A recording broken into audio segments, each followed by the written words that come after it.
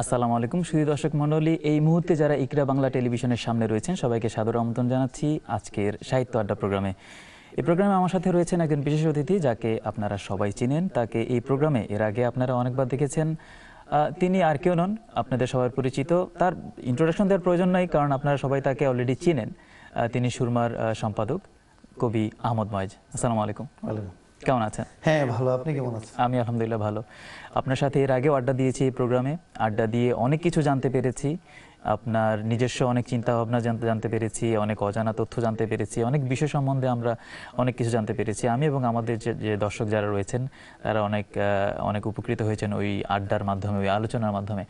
আজকে একটি বিশেষ বিষয় নিয়ে আপনার সাথে আলোচনা করব, যেটি আসলে আমাদের সবার অন্তর খুব কাছে। সেটি হচ্ছে বাউলদেরকে নিয়ে আপনার সাথে আজকে আলোচনা করব। জেনে নিব তারা বাউল যারা, তারা কেমন, তাদের জীবনধারা, তাদের যে চিন্তা চেতনা, তাদের যে গানগুলো রয়েছে, সেই গানগুলোর মধ্যে যে কথাগুলো রয়েছে, সব কিছু নিয়ে আলোচনা করব আপনার সাথে। ধন্যবাদ মিশু।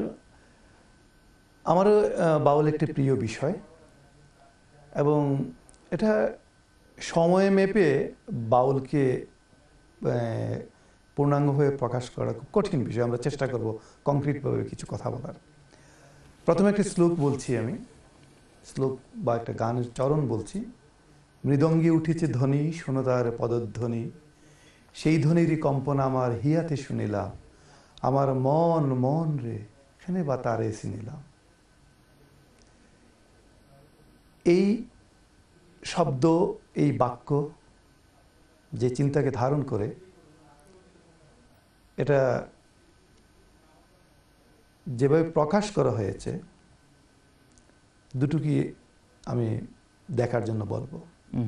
উপমাটা অত্যন্ত আধুনিক, চিন্তাটা অনেক প্রাগৈতিহাসিক বা অনেক পুরাণ,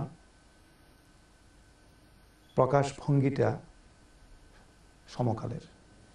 কিভাবে মানুষের সভ্যতার প্রথম বাহন হলো ধ্বনি।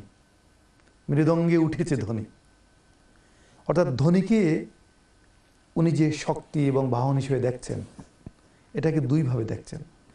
বাহ্যিক ধ্বনি, এই যে আমি বলছি আপনি শব্দ শুনছেন, আর একটা ধ্বনি ভেতরের ধ্বনি, যেটা শোনা যায় না, অনুভব করা যায়। এই ভেতরের ধ্বনিটা আমার ভিতরে হঠাৎ উদয় হলো, এটাকে তারা ধ্বনি বলেন, অর্থাৎ ভেতরে বেজে ওঠা। এই মৃদঙ্গে উঠেছে ধ্বনি, শোনো তার পদধ্বনি।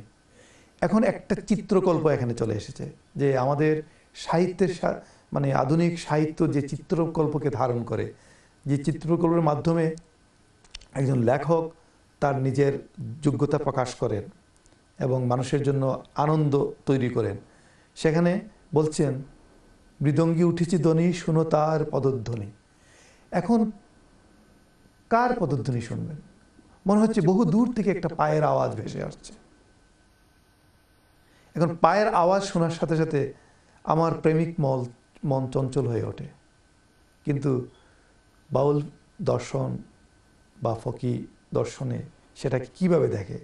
সে আসলে একটা বিমূর্ত ধ্বনির কথা বলছে, কারণ পরের চরণেই বলছে সেই ধ্বনিরই কম্পন আমার হিয়াতে শুনিলাম, আমার মন মন রে এখানে বা তারে চিনিলাম। এখন সে প্রশ্ন করছে, এই জায়গাটা বাউলের মীমাংসিত বিষয় এবং আত্মবিধ্বংসী হওয়ার বিষয় জড়িত। তো বাউলের চিন্তার জায়গাতে সে অনুসন্ধানী এবং সে প্রশ্ন করে, অর্থাৎ সে অনুসন্ধান করে এবং প্রশ্ন করে। সে কোনো কিছুকে প্রশ্নাতীতভাবে ছেড়ে দেয় না। আবার মীমাংসিত বাউলও কেউ কেউ আছেন যারা মানে অমীমাংসিতভাবেই তারা, প্রশ্নাতীতভাবেই তারা আত্মনিয়োগ করেছেন, নিজেকে লীন করে দিয়েছেন পরমের কাছে। এরকম বাউল চিন্তার মধ্যে, বহু কথার মধ্যে এরকম আছে। তো এই মুহূর্তে বাউল শব্দটা আমরা কেন বলছি প্রশ্ন জাগতে পারে অনেকের কাছে, আমার কাছে সবসময়ই জাগে। আমরা যখন লালনের প্রচুর গান শুনি, সেখানে কোথাও বাউল লেখা পাই না। তিনি বলেন না বাউল লালন বলে, বলেন ফকিরি লালন বলে, কারণ তিনি শেষ করেছেন অন্তরটা ফকিরি লালন বলে। এবং শব্দটা আরেক জায়গায় মুর্শিদ শব্দ ব্যবহার করছেন। মুর্শিদ মানে পথ প্রদর্শক। কোথাও তাহলে দুটো জিনিস বুঝতে হবে, ফকিরি চিন্তা এবং বাউল চিন্তার মধ্যে একটা দূরতম সম্পর্ক, আবার কোনো কোনো জায়গায় তারা একও। কিন্তু বাউল নিজে মানে এই লালন নিজেকে ফকির বলছেন, বাউল বলছেন না, কিন্তু আমরা বলছি বাউল।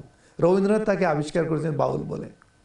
অর্থাৎ আমাদের নাগরিক চিন্তা থেকে একটা শব্দ দিয়ে যেটাকে চিনি আমরা, সেটা দিয়ে তাকে রূপ দিয়েছি।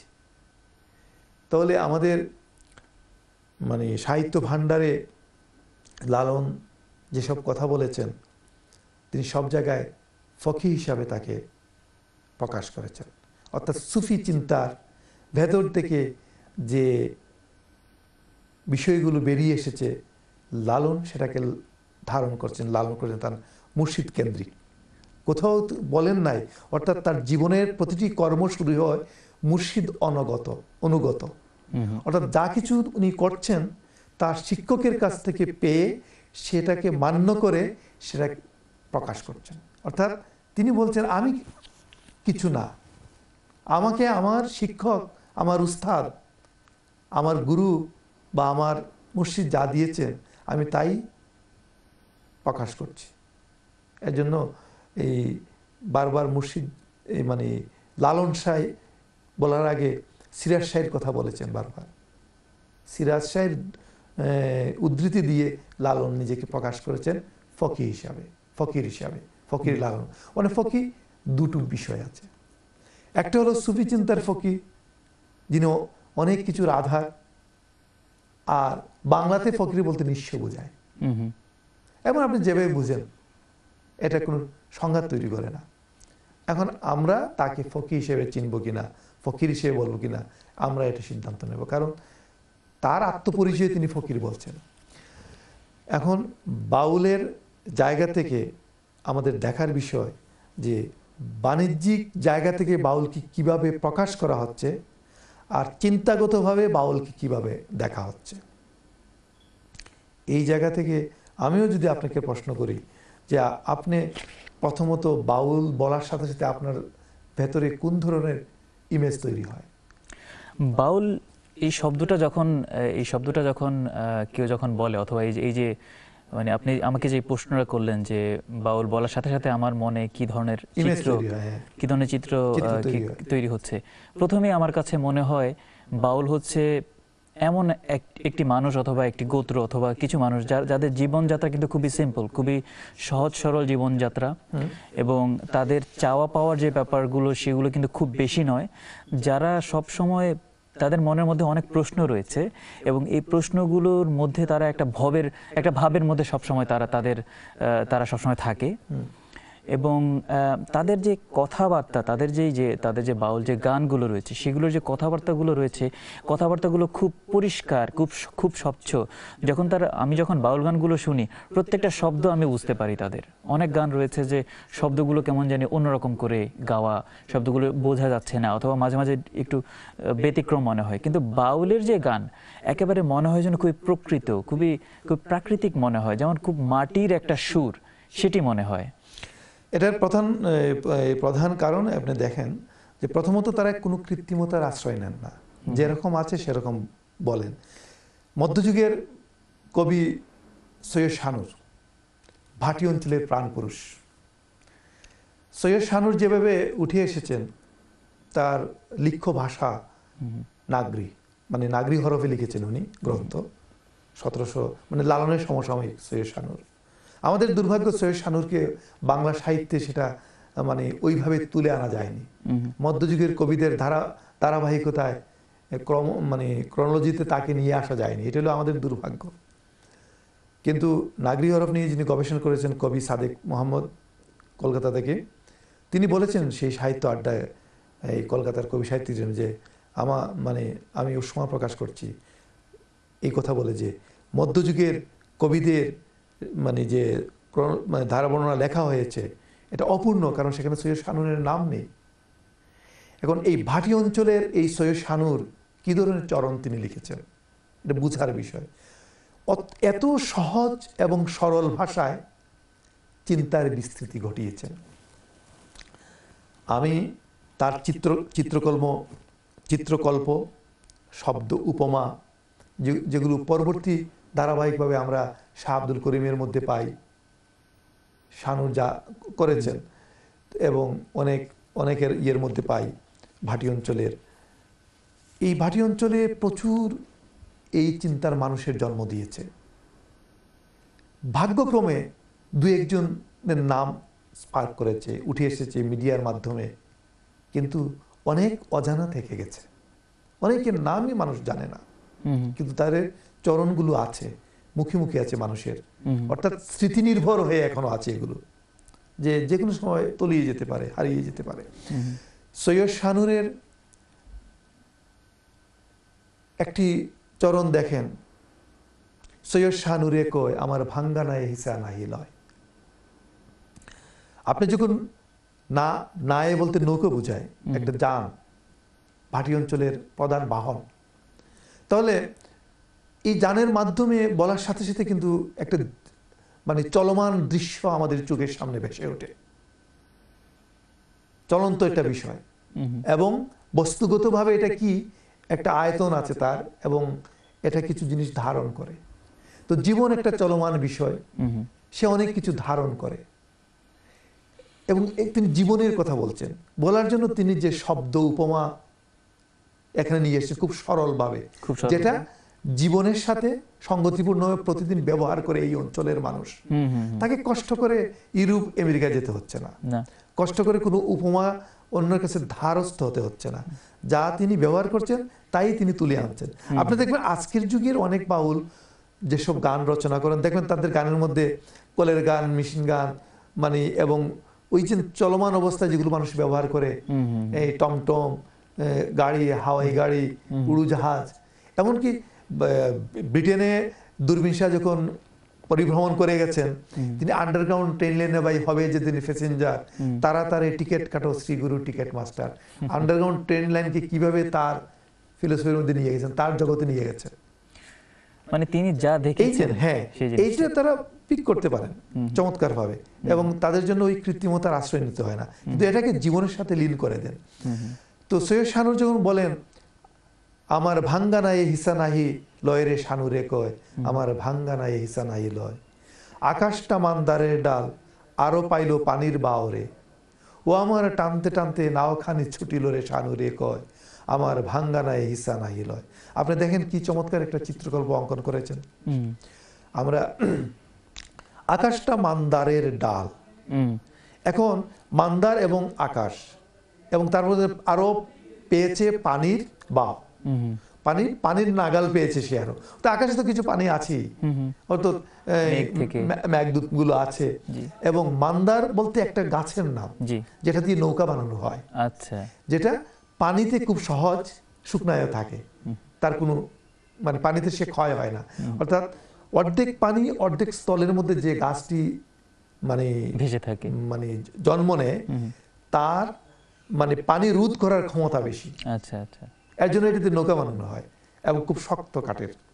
তো সেই মান্দারের ডালের সাথে তুলনা দিয়ে আকাশটাকে, পুরো আকাশটাকে নৌকা বলছেন উনি, এবং এখানে কিছু জল আছে, আরো পাইলো পানির বাওরে, তারপরে জীবনে চলে, ও আমার টানতে টানতে নাওখানে ছুটিল রে শানুরে কয়, আমার ভাঙ্গা নাই হিসা নাই।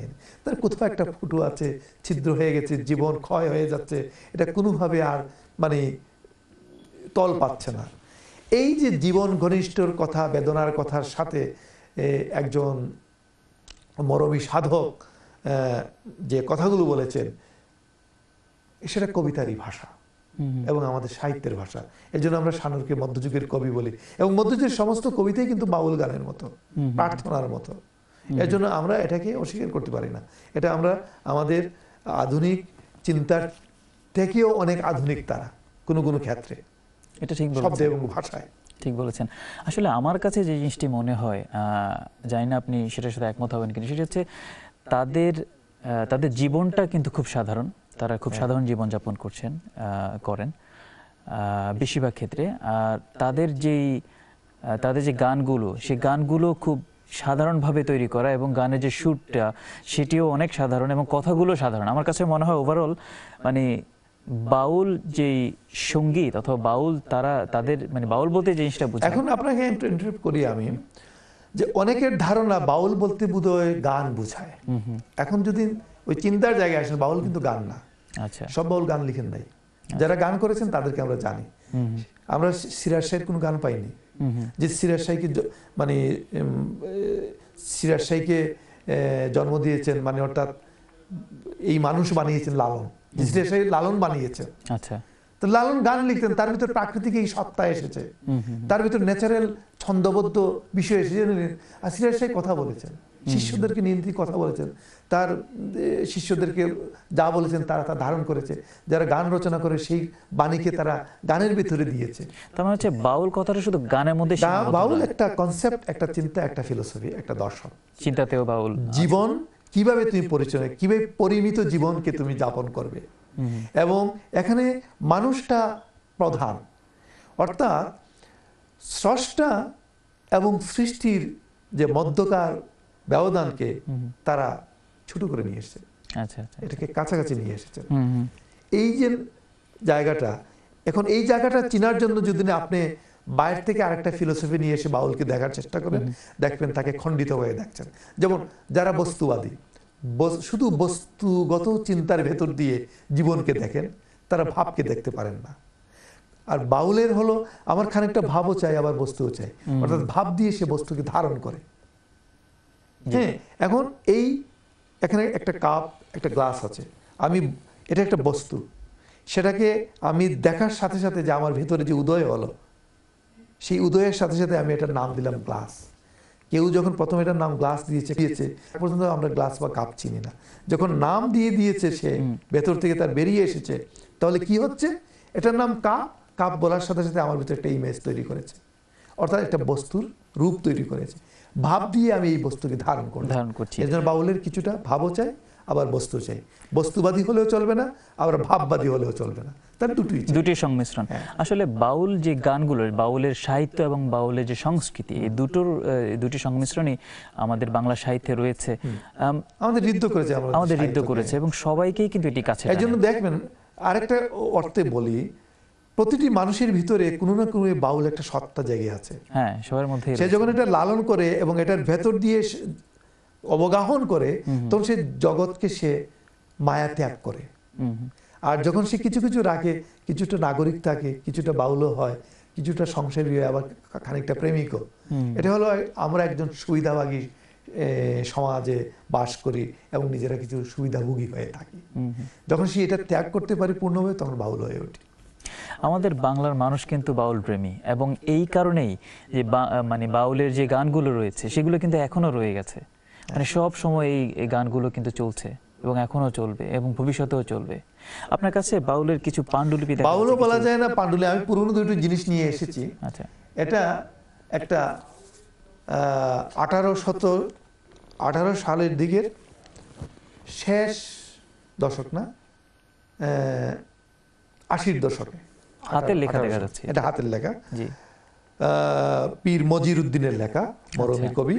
আমি প্রথম যে গানের লাইনটি বলেছিলাম, মৃদঙ্গে উঠেছে ধ্বনি, শোনো তার পদধ্বনি, সেই ধ্বনির কম্পনা আমার হিয়াতে শুনিলাম, আমার মন মন রে কেনে বা তারে চিনলাম, তার ওনার লেখা। এবং এটাকে নাগরি থেকে অনুবাদ করা হয়েছে একটা, এর নাম প্রেমমালা প্রথম খণ্ড।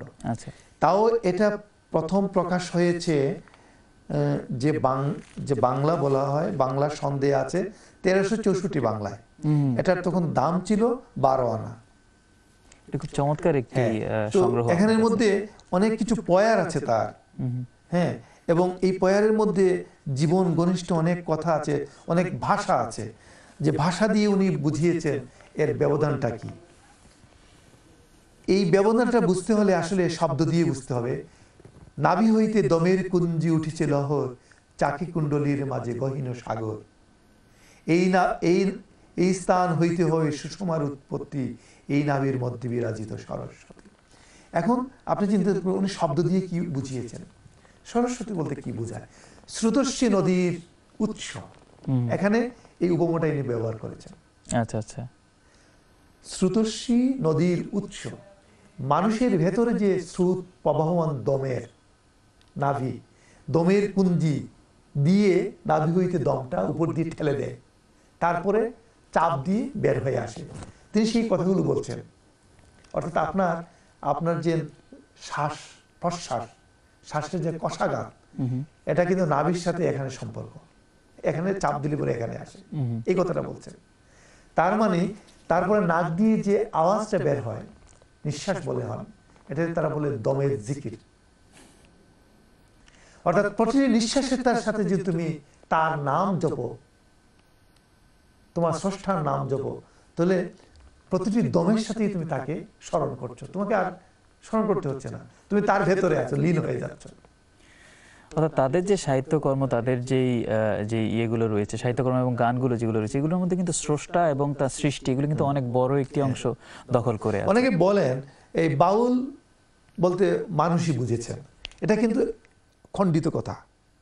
আচ্ছা, মানুষটাকে বাউল বুঝতে চেয়েছেন, মানুষটাকে। বাউল মানুষের ভিতর স্রষ্টাকে দেখেছেন, মূলত মানুষের ভেতরে স্রষ্টাকে দেখেছেন। অর্থাৎ দুই অঙ্গ এক অঙ্গ হইলে আরেক অঙ্গ উদয় হয়, গুরুর কাছে মর্ম জানতে হয়।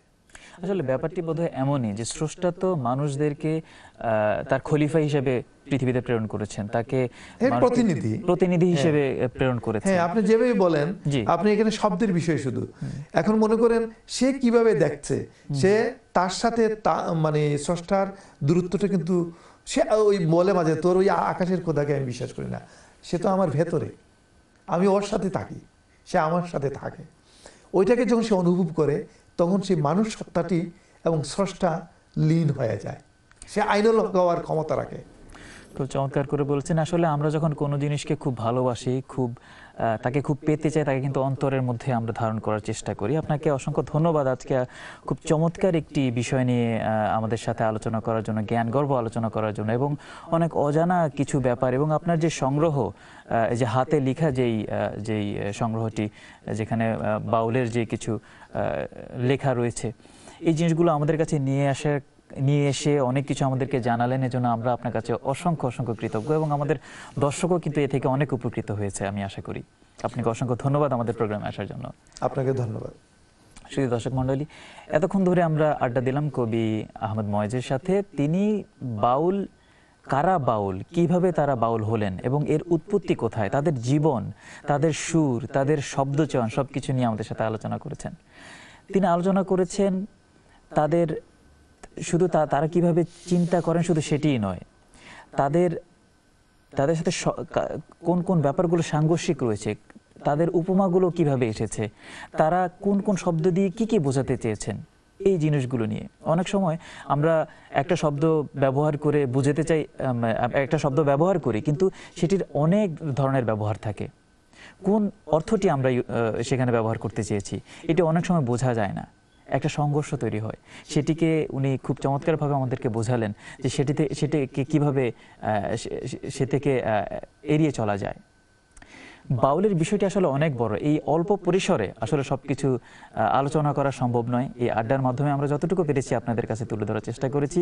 পরবর্তী প্রোগ্রাম দেখার আমন্ত্রণ জানিয়ে আজকে এখানে শেষ করছি। সবাই ভালো থাকবেন, সুস্থ থাকবেন এবং সুন্দর থাকবেন। আসসালামু আলাইকুম।